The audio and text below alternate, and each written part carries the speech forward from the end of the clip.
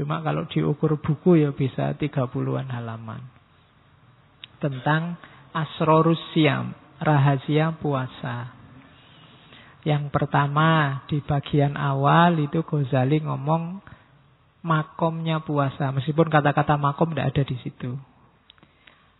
Jadi makom, kedudukan puasa bagi umat Islam, katanya Ghazali, puasa itu seperempatnya iman.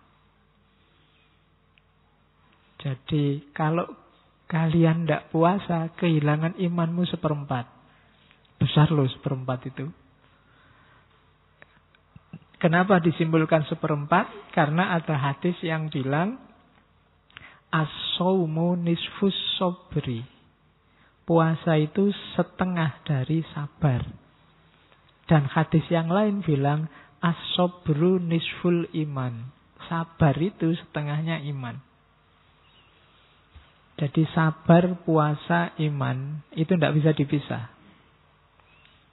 Kalau kita tidak sabar, kita kehilangan iman kita setengah. Ya silahkan dihitung hari ini kalian termasuk sabar apa enggak. Saudaramu, tetanggamu, sahabat-sahabatmu di WA, di YouTube, di Twitter, siapa yang tidak sabaran, siapa yang yang ngamuan, maka dia kehilangan setengah dari imannya. Imannya tinggal setengah. Itu kalau tidak puasa juga sudah nggak sabar, nggak puasa, imannya tinggal seperempat. Jadi as-shaumu nisfus sabri, as-sabru nisful iman. Puasa itu setengahnya sabar, dan sabar itu setengahnya iman. Orang beriman harusnya sabar. Dan di antara jalan untuk menemukan sabar itu puasa. Tidak cuma puasa lahir, tapi juga puasa batin. Sabar itu kan puasa batin. Kamu dicederai orang, dicaci maki orang, dizalimi orang, sabar. Itu kan puasa. Kalau kamu bales bisa. Kalau sekedar misuh kamu bisa lebih canggih. Cuma kan tidak usah lah. Itu kan puasa namanya. Kalau puasa lahir kan, kalau mau kamu bisa minum banyak tapi tidak minum. Kalau mau kamu bisa makan tapi tidak makan. Kalau puasa batin kan juga begitu. Kalau mau, kalau sekedar kamu dimaki orang, kalau sekedar maki-maki, bisa 3 kali lipat lebih dahsyat daripada dia. Cuma tidak. Itu kan sabar. Jadi seorang beriman, dia cirinya antara lain sabar. Dan orang bisa sabar itu adalah orang yang mau puasa. Orang yang tidak siap puasa biasanya tidak bisa sabar. Orang tidak puasa itu apa? Yos, pokoknya apa yang ada di hatinya diucapkan begitu saja. Apa yang diinginkan diraih begitu saja. Tanpa mempertimbangkan positif negatifnya. Sabar itu kan bisa sabar dari dan juga sabar untuk. Sabar dari itu atas yang menimpa dirimu. Kalau sabar untuk itu, ketika kalian melakukan sesuatu, kalau sabar untuk itu dalam agama namanya istiqomah. Tiap hari tak coba sholat duha, itu sabar untuk. Istiqomah terus sholat duha, sabar dijalani terus. Itu namanya sabar untuk melakukan sesuatu. Ada juga sabar dari atas yang menimpa, atas yang kita alami, kita sabar. Orang harus punya kualitas sabar ini, tapi harus cerdas membedakan kapan menggunakan sabar dari dan kapan menggunakan sabar untuk. Berjuang itu bukan berarti tidak sabar, tapi sabar untuk. Biar aja Pak, IP saya 2, saya sabar aja. Bukan itu. Kalau IP-mu 2, sabarlah untuk belajar biar IP-mu 3 ke atas. Gitu loh. Kalau kamu lagi bokek, ya sabarlah untuk berusaha biar kamu dapat uang, kan itu. Awas keliru menerapkannya. Selama ini kamu kan pukul rata. Sabar itu berarti, apa yang terjadi biar ada Pak jalan. Rumusnya bukan itu. Jadi sabar itu bisa dari sesuatu dan untuk sesuatu. Tapi untuk membedakan mana yang dari, mana yang untuk, kita butuh satu hal. Namanya kebijaksanaan. Dan kebijaksanaan itu ilmunya antara lain yang paling terkenal adalah filsafat. Maka ngajilah filsafat. Oke, ini bukan promosi, iklan. Terus, jadi makomnya puasa itu ya. Puasa itu dialektika antara keimanan dan kesabaran. Terus, jangan lupa ini makomnya. Jadi, kalau ada, harusnya besok waktu bulan puasa tidak ada orang ngamuk. Dan tidak ada orang males. Puasa kok malah males-malesan. Ini harusnya dia kehilangan sabar untuk. Puasa kok ngamuk berarti dia kehilangan sabar dari. Dua-duanya harus hidup. Kalau puasa kan kadang-kadang di kantor-kantor, di kampus jam kerjanya malah dikurangi. Ya karena puasa, ya tidak apa-apa. Asal produktivitasnya tidak menurun. Ya tetap bagus. Dikurangi tidak apa-apa. Terus, jadi makomnya itu ya. Dialektika antara sabar dan iman dan puasa. Jangan lupa. Kuncinya di situ nanti. Yang kedua. Terus, Ghazali membahas. Kenapa sih puasa itu dianggap istimewa? Katanya Ghazali, ibaratnya puasa dibandingkan ibadah yang lain, itu kayak tanah haram, Masjidil Haram, dengan masjid-masjid yang lain. Katanya Ghazali, Ka'bah itu kan dianggap rumah Allah. Tanah haram itu kan dianggap tanah kehormatannya Allah, miliknya Allah. Padahal semua masjid, semua tempat itu kan juga miliknya Allah. Semua ibadah untuk Allah. Tapi yang istimewa itu puasa. Sama seperti semua tanah, semua bumi itu milik Allah. Tapi yang disebut khusus sebagai rumah Allah, rumah milik Allah itu hanya Ka'bah dan Masjidil Haram. Bandingannya itu. Alasannya apa? Yang pertama, puasa itu satu-satunya ibadah yang verifikasi pastinya itu hanya yang melakukan. Nggak ada orang lain tahu. Boleh ikut buka bersama, ikut sahur bersama, tapi tidak puasa kan bisa. Tidak ada orang ngerti. Kayak kamu dulu kecil itu loh. Puasa, ya masih puasa, masih. Tapi nanti kalau ke kamar mandi, air 1 ciduk. Ya kan? Atau pura-pura alasannya lupa. Wah lupa tadi minum. Lupa kok diulangi. Kan sering dulu kita waktu kecil begitu. Yang tidak ngalami kan nggak lihat. Kamu makan apa enggak kan nggak kelihatan. Jadi satu-satunya ibadah yang hanya kamu dan Allah yang tahu. Itu yang bikin puasa istimewa. Ibadah yang sifatnya subjektif. Orang tidak bisa menilai. Mulutmu kering, bau nafasmu tidak enak, itu kan tidak jaminan kamu puasa. Wong kamu tidak puasa aja sudah tidak enak. Itu juga bisa trik. Ya kan, kamu makan pete juga baunya tidak enak. Mulut kering, kalau kamu pas sariawan juga mulutmu kering. Tidak bisa. Pagi sampai siang tidak makan apa-apa, tidak akan ada orang tahu. Kecuali dirimu sendiri. Katanya puasa tapi warung-warung penuh misalnya. Itu kan terus, itu jadi meskipun di warung ada tutupnya, tapi kan kakinya kelihatan. Wah, kakinya masih banyak. Nanti pulang ke rumah puasa. Tapi sebenarnya enggak. Jadi hanya kita yang tahu. Itu yang bikin puasa istimewa. Kalau sholat kan orang bisa lihat. Kalau sedekah orang bisa ngerti, bisa ngitung. Haji apalagi. Sebelum berangkat aja orang sak kecamatan diundang. Mesti ngerti. Tapi kalau puasa enggak. Kamu deklarasi, saya niat puasa di masjid, besok tidak puasa, tidak ada orang tahu. Itu istimewanya puasa. Jadi hanya yang bersangkutan dan Allah yang ngerti. Nah, itu puasa. Makanya dia istimewa. Yang kedua, katanya Ghazali, puasa adalah ibadah yang terang-terangan nantang setan. Terang-terangan menyisihkan nafsu, keduniaan, hasrat-hasrat jasmaniah yang dangkal. Yang terang-terangan begitu puasa. Kemarin kalau sholat kan implisit semua. Sholat itu tanha anil fasya wal mungkar. Batinnya, implisit, tidak kelihatan. Kemudian apalagi kemarin haji itu kan banyak sekali makna. Tapi tidak kelihatan, orang harus mendalami dulu. Tapi begitu puasa, langsung kelihatan bahwa ini melawan hawa nafsu. Nafsu makan, nafsu minum, nafsu seksual. Dilawan semua. Itu kan ibadah yang terang-terangan melawan nafsu, itu puasa.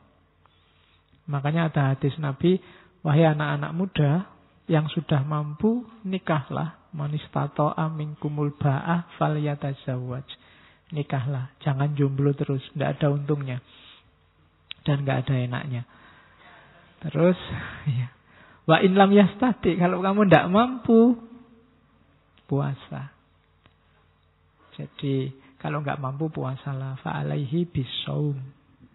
Meskipun kalau dulu zaman saya di SMA sering dipelesetkan, fa'alaihi bisobun. Kalau nggak mampu ganti sabun, bukan itu. Dengan puasa, bukan dengan sabun. Cuma puasa yang beneran ya. Nanti ada cirinya puasa yang beneran menurut Ghazali. Kalau cuma puasa menahan lapar dan haus, itu masih belum bisa jadi benteng untuk yang belum mampu kawin. Karena kalau hanya puasa lahiriah, susah jadi benteng. Kadang-kadang puasa nafsumu tambah besar. Karena ya puasa sih iya, tapi internetannya terus, buka HP terus, kadang-kadang ngomongnya saru-saru, kadang lihat gambar apa, lihat video apa. Videonya video ceramah, cuma karena yang ceramah bunyai, pikiranmu kemana-mana. Wah, bunyai. Bisa begitu kan? Jadi puasa yang benar nanti diajari oleh Ghazali. Karena puasa adalah ibadah yang secara terang-terangan nantang setan. Setan dalam dirimu sendiri khususnya, hawa nafsu. Setannya yang asli katanya dibelenggu. Cuma kan setan itu kan tidak berdaya kalau nggak kompatibel sama dimensi rohanimu. Cuma selama ini kamu tidak pernah mikir kompatibilitas itu. Jadi setan selalu cocok sama dirimu. Waktu puasa setan tidak cocok. Jadi analoginya maka dibelenggu. Dibelenggu itu bukan kok terus malaikat datang setannya dirantai. Terus kamu di mana ya kira-kira dibelenggunya, bukan itu. Tapi setan otomatis terbelenggu. Kenapa? Harusnya jiwanya orang puasa itu tidak nyambung sama situasi setan dan kesetanan. Cuma hati-hati kalau habis maghrib nafsumu kumat lagi, kesetanan lagi, ya kompatibel lagi, setan bisa masuk. Jadi kalau waktu siang, ndak kita puasa, nanti aja habis maghrib misalnya gitu. Nanti ditawari pacarnya, mas jalan-jalan lu, jangan sekarang puasa. Nanti habis maghrib kita ke mall bareng, ayo podo wae. Habis maghrib kompatibel lagi dirimu sama setannya, nyambung lagi. Jadi diingat-ingat itu state-nya puasa, wilayahnya orang puasa. Jadi melenyapkan dimensi setan dalam dirimu. Saya lupa ada baca riwayat dulu, saya lupa di kitab apa ya, katanya zaman Nabi itu puasa itu hampir 22 jam. 22 jam itu berarti sahur, terus buka waktu maghrib sampai isya. Setelah isya puasa lagi. Terus ada kasus Umar. Umar itu malam-malam berhubungan sama istrinya. Sehingga turun ayat bahwa ya kalau malamnya Ramadan itu tidak apa-apa berhubungan sama istri. Terus dipahami, oh berarti makan juga boleh, tidak harus sampai isya. Pemahamannya seperti itu. Saya lupa ada di kitab apa. Cuma ya itu, karena 22 jam mungkin lebih terjaga. Cuma mungkin Allah sayang sama kita, terus tidak apa-apa kalau malam pengen makan-makan sepuasnya juga tidak apa-apa. Cuma hati-hati yang tadi sudah dikondisikan sejak pagi, jangan dilepaskan lagi. Kalau tidak ya hasilnya balas dendam tadi. Kadang-kadang puasa itu kan keuangannya lebih banyak keluarnya dibandingkan bulan biasa. Hari-hari gini kan kamu tidak pernah mikir bikin kolak apa beli kolak. Kalau puasa mikir. Biasanya kamu makan cuma nasi kucing 1 sama air putih selesai. Begitu puasa kamu mulai mikir takjilnya pakai apa, minumnya apa, kemudian makan utamanya apa, cemilannya habis sisa apa. Itu sama aja balas dendam. Jadi kamu merasa paginya disiksa dan malamnya bebas. Padahal itu kebalik. Justru paginya itu kamu bebas dari hawa nafsu.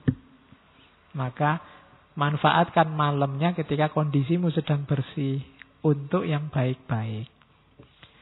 Oke, terus ini banyak dalil cuma saya comoti, saya copy paste.